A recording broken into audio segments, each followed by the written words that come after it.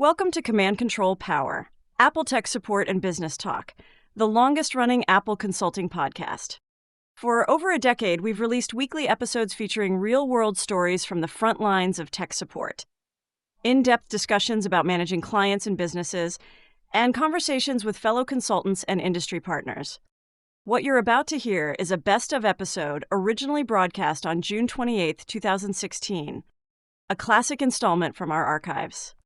To hear our latest, regularly recorded episodes, you'll need to subscribe to our Patreon-exclusive podcast feed.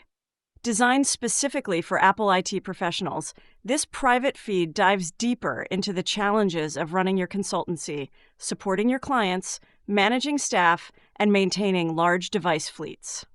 For a modest monthly contribution, you'll gain access to a rich library of bonus content, exclusive interviews, and insights you won't find anywhere else. To subscribe, simply visit commandcontrolpower.com and click Support. And now on to the show. Well, we're very pleased this week to be joined by a number of guests, all new to the show. We're doing a special topic, a little bit of a roundtable. The show topic is husbands and wives who work together. This was kind of inspired by these two couples, Matthew and Sabrina Waples of Waples Networks in Dallas, Texas, and Daniel and Valeria Escobar of Proactechs in Miami Beach. Thanks, guys, for joining us. Thank you. Thank you for having us.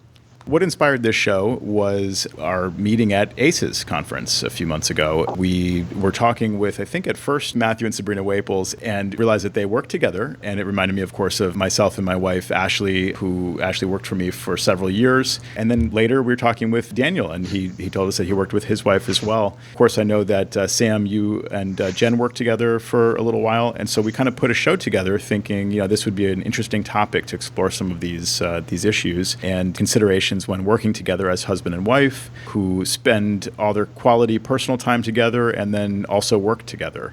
Does anybody have any burning questions or thoughts on this topic to start us off? I'm curious if Daniel and Valeria, how long they've kind of get a little bit of background and how long y'all have worked together? Because I know myself and Sabrina have just started the partnership, if you will. So we've been working together 4.5 years. I was by myself for about a year and a half before Valeria came on board. I tried with another person that was an admin, and that didn't last very long. And then I figured that if I wanted to get somebody that I could trust and who I didn't have to pay a lot, I could get Valeria to. So there's the key. In your That's opinion. He wasn't charging people. Right. I still do a lot of charity. That makes sense. Well, I thought the key word was going to be trust. I think that was a big factor for me when I was growing my consultancy from the quote-unquote one-man operation to a team. Ashley joining me was just a huge boon because there was just obviously the implicit trust, and that was kind of a big thing for me as I was beginning to scale kind of sloppy systems and spotty documentation and questionable security practices when considering scaling to other people. Those were all big considerations, and not to mention just the general trust issue of sharing all this information with anyone, sharing your client base, having someone represent you. So trust was a big concern. And then you touched on pay as well, and that's kind of an interesting aspect of it as well, because it's great to be able to, if you're having to pay someone who's part of your household. Basically, you're both benefiting from that relationship in that way as well. Absolutely. I also had very poor organizational skills. It's not my forte. So Valeria has very strong personality in that sense. And I think that we balance each other out to do a lot of the things in the company that just need to be done. So Valeria, what were some of the kind of issues initially when you were coming on board to, that you noticed that you had to help Daniel with and help organize him? Well, charging was a big thing because he wasn't doing it. Charging people, and then he'll feel bad about it. And then, I already left. So if I call them back and if I do this and if I send this, and it was not organized at all. He was just doing work all over the place. And then he wouldn't have time to charge people and do all the office work, and it was just a lot on his plate because he's had a lot of work, which he was good. But then, if you don't charge and you're not organized, then it doesn't really work well, even though if you're good at it. I know that problem too. Yeah, there's an aspect where sometimes you feel reluctant to charge because I don't know what it is. You just feel like this sense of you just want to help somebody out or something like that. Mm-hmm. And then you're forgetting too. I would just be so busy. At the end of the day would come, and all I would want to do is not work and not document the appointments I had and the time involved and stuff. And things would definitely slip through. I would go weeks and maybe sometimes even a month without invoicing. Yeah. I can identify with that because, well, just to backtrack just a little bit, Sabrina has only been working with me for just a few months. We've kind of toyed with it in the past, and we've sort of just recently sort of committed to doing it full time. And she's still a part-time administrative assistant for me. She's not technically working full time because I really don't need that full-time person yet. It's such a huge help to know that somebody's there to follow up and to keep me on track. Because in the past, I was relying on my own memory. Stuff would fall through the cracks, definitely. Yeah, that's a big aspect. I sometimes wish I could have someone just to tell me where to go and what to do and when. Kind of do have that now, having a full-time office manager. I'm going to say, I'm sure your wife has told you where to go from time to time. Right? It just wasn't on the job site. Yeah. That's right. It's such a challenging thing. You know, we as entrepreneurs and business people, we're required to do all these different jobs. Sometimes it has to do with taking care of electrical work in the office or scrubbing the bathroom if the bathroom needs scrubbed. There's so many aspects to just running a business. It's such a relief to be able to bring in someone who's a trusted partner to complement what you do. My question to both couples would be, certainly we can all figure out what some of the benefits are, but other than relationship, I don't want to say conflicts, but sometimes relationship differences, what are some of the other challenges having a spouse as your partner? For me personally, I think it's a little bit difficult to kind of keep okay, we're talking, you just came home and I need to, get your download for how your clients went and let you know who's called today and any new emails you got to reply to, who needs, top priority. And then, oh, by the way, can we have dinner with my parents on Saturday? Or don't forget about the soccer game. Like, it's kind of okay, we're talking business. Give him, time to take care of what he needs to and let me finish up my stuff. Okay, we're both done with the business aspect. Now let's talk about what we're doing this weekend or what's for dinner or I think the separation. Yeah, the difficult thing sometimes is just knowing when work is done and when to clock out. It's like, okay, we've talked about work and we've got everything settled. Okay, I'm ready to clock out, and let's put all of that aside and wait for tomorrow, or let's wait till Monday or whatever it may be. And he always kind of jokes. There's been a few times I'm like, okay, you need to call back this person, and please call back your mom. Don't forget. Just call back twice. Or, and it's kind of like, okay, let's not get personal. Let's just wait about, talk about business right now. So That's interesting that you say that. We had the same kind of complications when my wife was working with our company, which was doing that separation piece. And we almost had that clock out time where we're like, okay, it's about 5, 6 o'clock. Let's stop the business conversation. Let's move over to getting the kids ready for dinner and going to soccer practice and baseball practice and all that stuff. But it is a tough piece to separate, because you might find yourself at like 9:30 at night sitting on the couch going like, oh my God, you didn't call that client back? What were you thinking? And we're like, no. It's not time for that right now. We used to have this rule where the moment we came home, and we were lucky to have an office to go to, the moment we came home, we wouldn't talk about business anymore.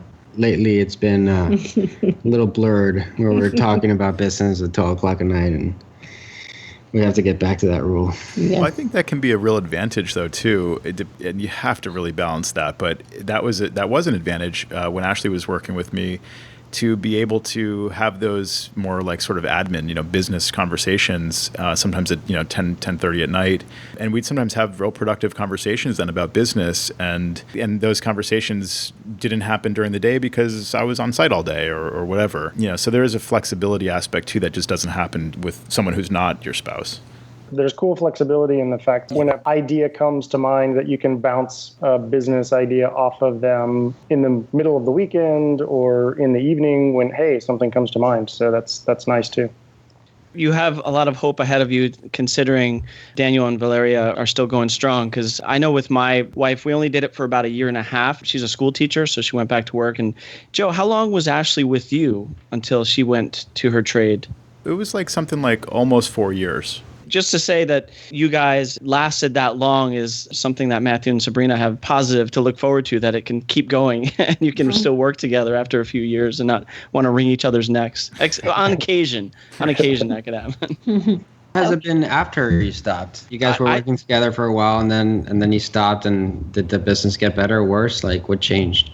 I think it eased things a little bit because there was some tension building with work going on, and just trying not to treat her any differently. It becomes a difficulty, at times. And if she was booking a flight for me, that's also a challenge. And she knows like the time I want to leave of day and all that stuff. And I think we had some stressful conversations at times. And I think that really released some stress on the relationship. It was probably the right time. I don't think we would have done it for a long extended period of time. It wouldn't have lasted well. I definitely agree with that. And thanks for saying it first, Sam. There were definitely arguments and stresses that have not happened since I got an office manager who's not my spouse. And I think that's just the name of the game. It's the nature of it. It's really challenging not to have any kind of personal baggage be involved, or to try to like relate to each other as like boss and employee. Just throw it back to you guys. Like, have you found that it's possible to actually do that, to try to relate as just like a objective non-spouse relationship when you're working? I would say that we've had our fights as well, discussions. I obviously have a hard time telling Valeria exactly everything that I think should have been done a different way, because she feels as much of owner as I do, and it's hard to call each other out without getting into a big argument.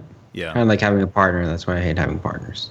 You're right. It's not only about like how you deliver the feedback, but it's about how the other person hears it. And that goes both ways. It's a real challenge. And that was probably the biggest challenge we dealt with in the almost 4 years Ashley was working for me, was just how we communicate work stuff with each other without inflaming, like past tensions and stuff like that. So yeah, that's a real challenge. And that was probably the biggest relief when Ashley, she moved on because she had a job offer that was like too good to be true, came along at just the right time for us. Because we wouldn't have probably like actively been seeking, I wouldn't have fired her and I wouldn't have sought another office manager, but it was just the right time all around. On the other hand, there are some, besides just the kind of like, stresses of the personal relationship coming into it and so on, and the effect that working relationship has on the personal relationship. The other just like big logistical consideration, I think I talked to you about this, Daniel. How do you travel? I mean, how do you take time off together? Yeah, that's been a challenge for us. So we have 2 other employees now. It's gotten easier for 2 people to get away from the office, but just when we were 3, when we would go away to any kind of vacation, it would put a lot of burden on that 3rd employee that all of a sudden had to run everything by himself. We made it work, but it had its challenges. Whenever we come back, there'd be a lot of fires to put out. I hope that they don't listen to this. I think fires are natural. I mean, that's like you said, if you're going from 3 down to 1, I mean, that's the nature of it. They're going to do the best they can. They're going to get to like the most urgent stuff. But when you come back, there's going to be things waiting for you. And then you feel like you're not quite getting the full benefits of an actual vacation at that point. I have a question that goes out to not only the spouses, but to even in general with having an office manager. Is if you're a one-man show like I've been for many years, and you're doing a lot of time and material, which is a good portion of my business still, there's a lot of times when you're fielding these phone calls, and most of your phone calls is you're trying to filter the client, not necessarily with a new client that calls you, but let's say an existing client, and you're trying to get a handle on what's exactly going on with their computer. So you're asking fairly technical questions or things that at least the client can understand, that's sort of leading you down a path where you're analyzing as you're speaking to them what possibly could be going wrong in their environment. How do you handle those situations? Because now you've got somebody who may not necessarily know the tech. And I would find that if I just brought in an office manager, I'd be somewhat at a disadvantage than the way I'm operating now as a one-man show. And I've always wondered that. Well, for me, I kind of have a slight benefit. I have a little bit of a tech background. I did work at the Apple Store for a couple years, and then I did sales for an advertising company. Then I worked as the person for a tech department for a school district. So I can kind of filter through, I think, a good amount of questions. Mm-hmm. And I kind of start off a lot of the conversations with new clients. I can always schedule an appointment with him to talk on the phone if I'm not able to answer any of your questions. And so that kind of helps, I think, filter out a lot of questions for the most part. But I think I can kind of gauge a small amount and be able to feed back, yes, I've seen him work through those problems before. This is how he handles it. Or be able to, quickly text or message or email and then get back to the potential new client quickly with an answer. And do you feel like your skill set over time improves in terms of dealing with these clients and kind of filtering out exactly what's going on? Absolutely, yeah. Well, and I've seen him, we've been together for a while and kind of there when he started the business. So I've kind of seen him over the years with the types of clients he's had and the jobs he's done and the work he's done. And then I've progressed myself. So I think that that's definitely helped kind of just over time learning certain situations, new technologies, different types of clients, what's going to work, what's not going to work, and how to book appropriate, time slots for him and when to follow up, when to let the client kind of work it out or anything like that. Yeah, those are some great points, including how long something might take and, whether it should be a remote or needs to be on site. Those are the things that I think you just have to kind of pick up over time, no matter who you are. But it's great that you have that tech background, Sabrina. But out of curiosity, is that how you guys met in some way? Yes, actually it is. Oh, nice. So you guys met at a bar then? You met at the Genius Bar. The Genius Bar. Nice. Yeah, we actually both worked for Apple Retail in the Dallas area. I left to join the Apple Consultants Network, and she remained at Apple for a few more years. But we've actually known each other for 10 plus years. So she's actually been around for as long as I've been a consultant. That says a lot too, just having someone who knows you so well, working with you. There's just that level of implicit trust, but also the rapport that you have. And of course, having worked in Apple Retail, she knows how to deal with customers, and she even worked in training seasonal and new Apple employees in the retail side. So I know she's definitely got some technical and customer service skills beyond me. Well, it's surprising actually that it's taken this long for you guys to start working together. Right. Well, and that's actually kind of something that was in the back of my head. It was something that we've been married for a few years, and while I knew he needed somebody, I kind of wasn't observing him, but was seeing things that he might need help with and tiptoeing, and dipping my toe in the water to see if it would work. And so, like he said, at the beginning, we kind of dabbled a little bit, processed it, dabbled a little bit more, and then now it was kind of the commitment of, I think this can work, and this is how it's going to work, and let's kind of move from here and see how it goes. So far, so good. Is that can we assume? Yeah, definitely. Yeah, and knock on wood. Yeah, it goes back to the previous episodes of the podcast and last year's ACES conference. When, as my business grew, I heard, okay, well, who do you hire first? Do you hire the technician or do you hire the administrative assistant? All of the recommendations were to hire the administrative assistant, and so that's when I started looking and thinking about someone. I thought about trying to hire somebody that wasn't my wife. That just seemed like a really scary thing. How would I train them? How would I even detail a job description? The most compatible person, the most competent person was my wife, because she knew the most about the business. She knew the most about me. I knew we could work together, and that's kind of where we are today. And when it kind of got down to it, I did admit to him, I was like, you're not going to hire somebody that's going to care as much as I am about the growth of this business, the success of it, ability to bring in more income or do anything like that. I don't think you're going to be able to find that. So let's give it a shot and see how much I can push you, and we can grow together. That's fantastic. It is tough when you're first considering, you need to expand somehow. Like, do I hire a tech because I'm so busy? Do I hire an admin because I have so much stuff that I'm just getting bogged down doing, after I'm done for the day in theory? I don't know. I'll speak for myself. I'm not a manager. I don't have any background in knowing how to hire somebody. Where do I look? How do I, like you said, write a job description? What forms do I need to fill out? All this stuff, it can be much more easily figured out when the person is your spouse. When you're hiring someone who's expecting a more legitimate kind of job opportunity, they may not be as tolerant of let's figure it out as we go kind of situation. For me, it was a no-brainer to get that second person that would answer the phone when I was doing the job. I mean, it's really hard to do the job and answer the phone at the same time. Two things were happening at the same time, and it was just really impossible to keep up. It made sense that Valeria would start answering the phones, and that's kind of how we got started. Yeah, that was big for me too. When Ashley first started, some of the very earliest feedback from my longtime clients was so positive, and they were saying things like, just having someone answer the phone who, tells us basically, you're on site, you're busy, we're not going to hear back from you until probably after 3 p.m., which was several hours later. I mean, they were happy just that they knew someone was going to get the message to me.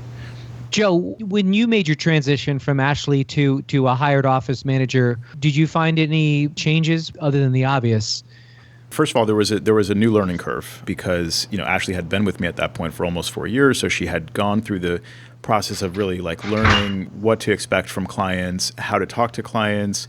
Like you were saying earlier, Jerry, like how to triage those calls coming in. I call it like the interrogation process. The client calls and says, I don't know everything, and you're like, okay, well, what's wrong? And then like you kind of start at the very basic thing and, you get to the heart of the issue and you figure out the urgency of it as well. And all those sorts of things. And that's something that I think you just need to put the time in to kind of figure out. And when Judy came on, that she's only been working with me for a few months now. It took a couple months to get to that point, but she got up to speed very quickly, was able to basically just, fill that gap. When Ashley left, I didn't have an office manager for over 6 months, I guess. I just kind of took my time to wait for the right person to find their way to me. Wasn't actively seeking someone out. I mean, I knew I needed somebody, but I kind of wasn't sure what I would do, how I would find the person. And I kind of went back to that role. I kind of de facto assumed this, office management role while I was doing everything else I, was already doing. And things got really, really, really busy and stressful. But also it was really nice to be back in the kind of driver's seat where I was basically filtering everything through me again. Like I heard, received every call, basically knew I had a bigger picture of the business again, because everything was kind of filtering through me. But I knew when Judy came along, it was just, she was the perfect person. She has a background in therapy, which I think is like a huge benefit. You guys probably all agree. Sitting down with people and hearing about their problems, and coaching them through them. And so that's like 90% of what we do every day. Right. And so that was like a perfect fit. She really just kind of took the ball and ran with it, and she's a perfect fit. So it's been great. Valeria is now pregnant 8.5 years. Or 8.5 months. Wait a minute. 8.5 months. And we've been... probably feels like 8.5 years, right? That's a long time. It does. More. So we've been figuring out how we're going to survive without her for at least a little bit. We've passed over like the answering of the phones to somebody in the office that does the repairs, and I've been... just getting re-engaged with some of the administrative tasks that she does. So it's going to be a challenge. We're going to go through what Joe went through. Sabrina, you're due soon as well, right? With your second child? Yes. Yeah. We got one coming along in August. So we're, I think, about 7.5. So 60 more days, I believe, is my countdown according to my countdown clock. We're recording this episode just in the nick of time here. But it sounds like we have another episode coming up. Baby in the office, how that works out. How to sound filter noise and crying while answering phone calls. That's right, exactly. I remember very, very vividly, I work out of a home office, although I speak like it's a much, much larger building than it is. And I use the kingly we a lot, right, Joe? And Joe always says, like, but it's just you, right, Jerry? And I'm like, well... I guess so. I've never really looked at it that way, Joe. But I remember very clearly when our youngest was maybe 2.5, 3 years old, my wife wasn't home and I was watching her, and it was in the middle of the workday in the afternoon. And I got a really good call from an attorney who was looking for Macintosh support. And just at that moment, the baby started to cry, and I had to go and pick her up. And I'm still trying to, juggle the baby in one hand and the phone in the other. And basically, it was a disconnect for the attorney, and it never went anywhere. But I remember that very vividly. So sometimes clients are not quite as sensitive to babies' needs as they could be, I think. Right. And then again, some people might want that kind of more personal relationship, as opposed to, it's a big company where there's somebody answering the phones who's not the person that you're actually going to talk to the next day, and there's a different person who's going to show up every week, fix the problem. I mean, it maybe in some cases that may give them a better kind of insight into the way you work, and maybe that fits them better in some cases. But let that be a lesson to both couples. Agreed. Yeah, I think that lately we've been making it even more corporate, like you're saying, where one person answers the phone, somebody else makes a sale, another person does the actual work. It doesn't jive with all the home users and stuff, but it works. I think it works well with businesses. Yeah, some people definitely look for that personal touch and that personal relationship with those that they welcome into their home or into their business and provide support. So sometimes that's important. I was going to add, Matthew and I aren't working side by side every hour of the day all the time. Like, I think it is one thing that's kind of working, or that I figure out that's kind of working for us, is the fact that he does leave the house and he does go to the appointments. And so breath of fresh air for, I think, both of us, so that we aren't, 100% constantly working side by side, answering calls or doing, We're not in the office 8 hours a day together all, 40 hours a week. I know that other people that have talked about working with their spouse, pulling out their hair and, getting stressed out because they're always together. And then when they're at home, then they're together even more. And one thing that I was kind of like, well, I guess, you're kind of gone most of the day, and we just kind of have like a 30, 45 minute download when you get home. And then from there, it's home life. So I thought that was kind of another benefit of having a husband that I'm working with that is a consultant that actually leaves the house and, is on site or upstairs remotely working on site, and not necessarily next to me and constantly talking to me. Yeah, that's a great point. With both couples, do either one of you have a retail site where you're seeing walk-in traffic from the public, or is it simply all coming from the phone? Yeah, we have a location on Lincoln Road. I mean, there's a lot of traffic coming through. Going back to that point where I actually heard a lot of people saying, oh, you guys shouldn't work together in the beginning. And we were always saying, oh, it's fine because we don't spend a lot of time together anyways. Which we don't. No. So you guys were saying. I mean, we talk all day. We text each other and stuff, but he's always on site most of the time. I always say if I'm not in the office, I'm making money. Because I was thinking if you didn't have a retail space, the temptation for the person who is in charge of administrative tasks not feel compelled to be on staff all the time and maybe have other distractions. Because that's like what I would see in my own business. So if I invited my wife to join me in handling some of the administrative tasks in the office, there's a lot of downtime. Sometimes when you have to be on and you have to be there ready to get the phone call, whereas I might step aside from a job site and pick up the phone, she potentially might be out doing something because it's been quiet all day. So you've got to kind of strike when the iron's hot. So I was just wondering how that would go too. We do not have a storefront. It's completely, through the phone, and any phone calls or emails, invoicing, anything that happens, I actually do that from home. Have to kind of just set aside an hour, 2 hours a day, because we do have a little one. Yeah, it's a tough balance. Runs around because she works, essentially kind of part-time, juggling being a stay-at-home mom and then part-time administrative assistant, because she's obviously takes care of our 3-year-old. So, and we've got another one on the way, obviously. So it's a tough balancing act, I'm sure.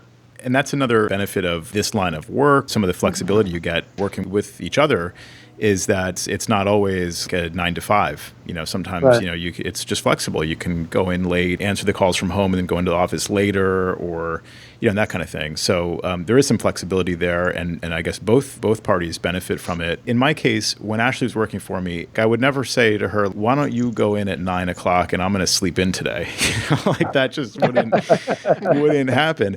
And now I just know that there's going to be there's a person answering the phone. Judy's going to be here, and she's reliable and dependable. She'll be here at 9 o'clock. If I was up late or something like that, I can come in late. There's a side benefit of on the other side of things too. I miss that time and materials, waking up late. This whole managed services has its own dark side.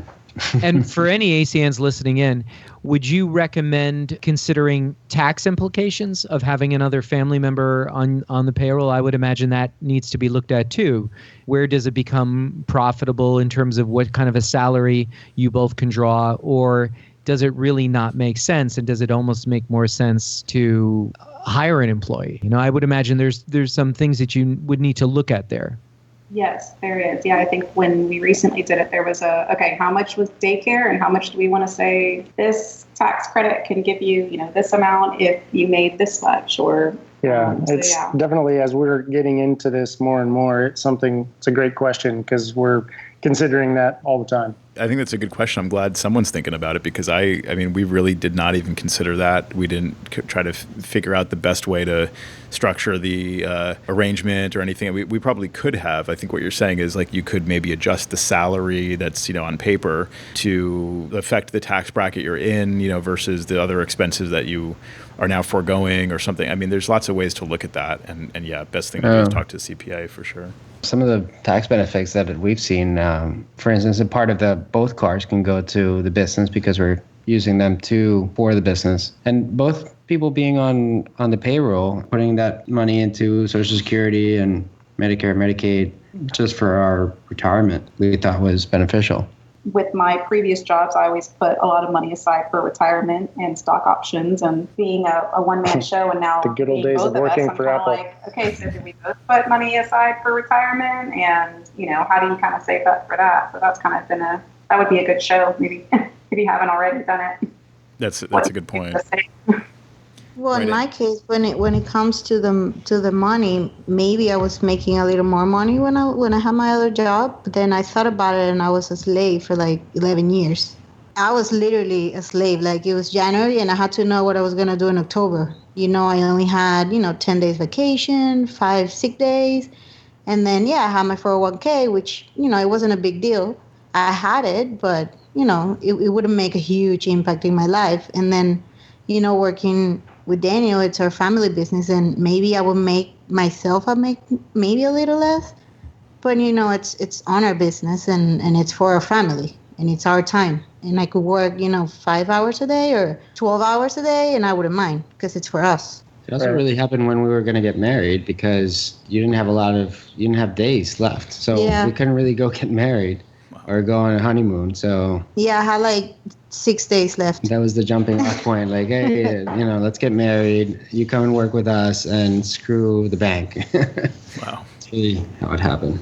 That's a big leap of faith too, putting everything into, it's like doubling down on your relationship in some ways. Well, it took me a long time. It took me, I don't know, maybe like 8 months to like quit, because it was like I was working for a lot of years, and then all of a sudden just to quit, just be with Daniel and not receive like my own quote unquote money. It was a difficult decision, but then we got married and we work it out. And that's kind of been difficult, what Valeria just touched on with the, not me personally not receiving my own money and having to be like, his money versus my money. Because he doesn't sit down and write me a paycheck every 2 weeks, So that's kind of also been a little bit of a thing that I think we're both working through as far as, spending and, realizing it's a joint income right now. Yeah. Yeah, it was tough. We do write checks for each other, though. Yeah, we do. Well, Yeah, how does that work? Where if you're not taking a salary draw, even if you loan it back into the company, isn't that almost a necessity to do a draw, every week or bi-weekly? Yeah, I think it definitely should be. It's something we're working towards. If you have a C corporation or an S corporation, you have to pay at least one of the owners. With an LLC, you could just do distributions. I studied accounting in college. Nothing to do with computers. Do you have any questions for each other or for me? Joe, was it your wife that made your office so pretty? Yes. I was checking out your pictures. Oh, thanks.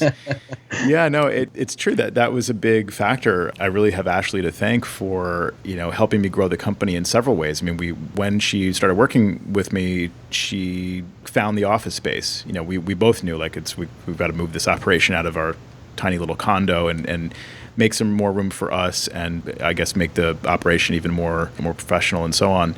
And so she found the office space. She scouted it out and identified it and found it. It was through working together that I think I was more empowered to be able to take those steps. Not only was it a matter of the time availability and energy and stuff like that, but just the confidence to consider it and to take the step and do it. Not only finding an office space, hiring my first, full-time employee, all the logistics around that, figuring out healthcare and other benefits and all kinds of things. And so she was really, not only setting up the office and that kind of thing, but just all the logistics around that. She was instrumental in that. That's really cool. Joe, just a question for you. So your wife, when she went to her full-time job and left the company and she hired your current assistant, was she a part of that decision? Did she help in hiring? Did she help in training? What did that look like? That's a great question. Yeah. The answer is not really. There was a sort of gap in time. So she got a job teaching. I remember you saying that. Yeah, so last summer, she got this job offer to start teaching in the fall, and she wound up, we kind of like set a last day, last July, and she then, had her job in the fall. I, at that point, did not have an office manager for like basically the second half of last year. At first, I thought, this is crazy, like not to have somebody continuously, and then also not to have the previous employee train the new employee. It all just worked out. I mean, I kind of just, like I said, kind of inherited that job, just winged it for a while, got the job done. I kind of got to start with a blank slate when Judy started, getting her up to speed, just what she needed to know from my perspective. Ashley had developed, and with my help, like some materials like policies and procedures document and like some just instructional things like how to receive payment in QuickBooks and like, just all the little detailed stuff. She had some basic materials to get started, but basically we got to just kind of like reinvent the job from scratch. And there were some benefits to that. I definitely know that's something that we're kind of working through currently is as I have definitely all the thanks to Command Control Power for incentive and inspiration, I guess better, make sure I document all the work that I do during the day and sharing information, sharing customer information. Now that I'm sharing it with her, it's definitely laying the groundwork for hopefully one day hiring a third employee or maybe even somebody to replace Sabrina if she ever decides to, step out of the business like Ashley did. I'll give you a quick tip on the documentation or a quick story on that that just happened a couple hours ago. A client called saying that his sister had locked him out of his Mac. He couldn't log into his Mac. It turned out that she had been entering the wrong login password too many times. He was entering the correct password and it was not working, and it said he should go to appleid.apple.com. His login password was linked to his iCloud account, and so he had to go, to appleid.apple.com. He logged in. It said it was locked. He needed to either receive an email or answer security questions. Of course, he did not know the answers to the questions and chose to receive an email, which then was linked to his Gmail account, which had, I guess, two-factor authentication turned on. And the only device that had been configured to deal with Gmail was the Mac that was locked. So we're in like a catch-22. And so we're going through the steps in Gmail to like regain access to the account, do account recovery in Gmail. And one of the things they ask you is, when did you set up this Gmail account? And he's like, I have no idea. And we're like, do you have some idea? Like, was it 4 years ago? Like, did we help you set this up? And then, so I searched for the client last name and the word Gmail in my calendar. And I found that we set it up. It was all documented on January 24th, 2008. So we had the detail. And that's a long shot. We don't always have such clear notes. But yeah, I mean, that stuff can sometimes come back to benefit you years later. And even if it's just a one-person operation, at some point, hopefully you do grow to more than one person. And that's when that stuff is really, really important. That's something that I've been trying to be disciplined about doing is making those appointment notes, having them accessible for those types of situations. So that's cool. And your story is also kudos to Apple because you put a lot of your company information in the Apple Calendar, right? And it works, yeah. Yeah. And it works. That's remarkable. Yeah, I do find some weird stuff when I go back to like those ancient time frame of 2008, a whole 8 years ago. I do see some things like escape characters in some of the notes and stuff, and I'm like, when did this happen? Like, which server clobbered the quotation mark in the notes?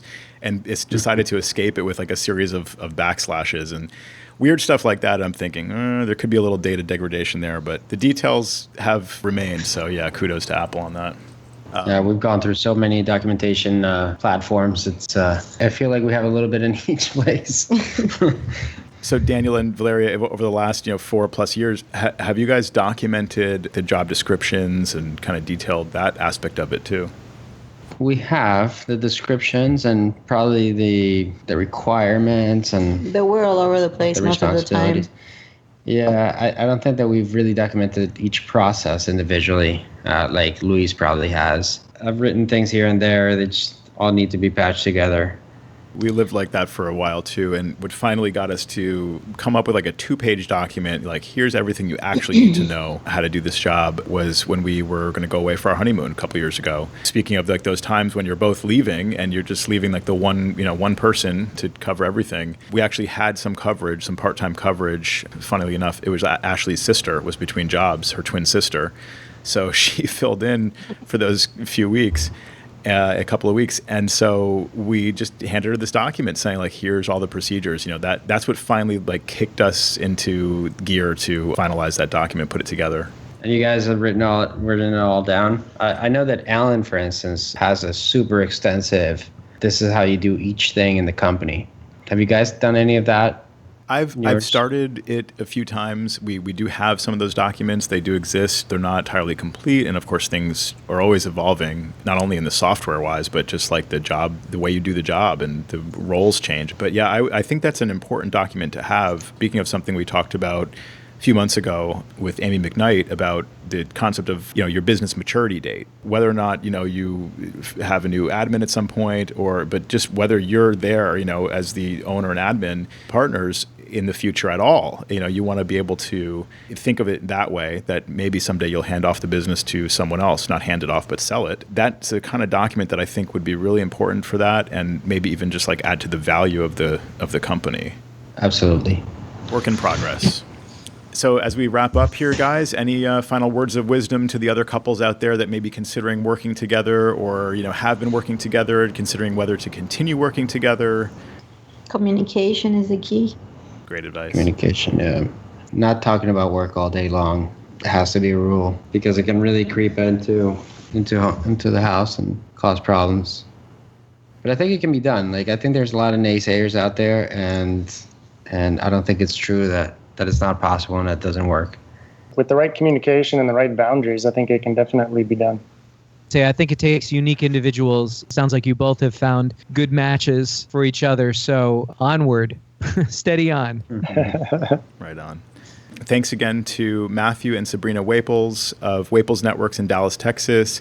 Thank you again to Daniel Escobar and his wife, Valeria Colamodio, in Miami Beach of Proactechs. Thank you all for joining us on Command Control Power, and best of luck. Thank you very much. Thanks for having us.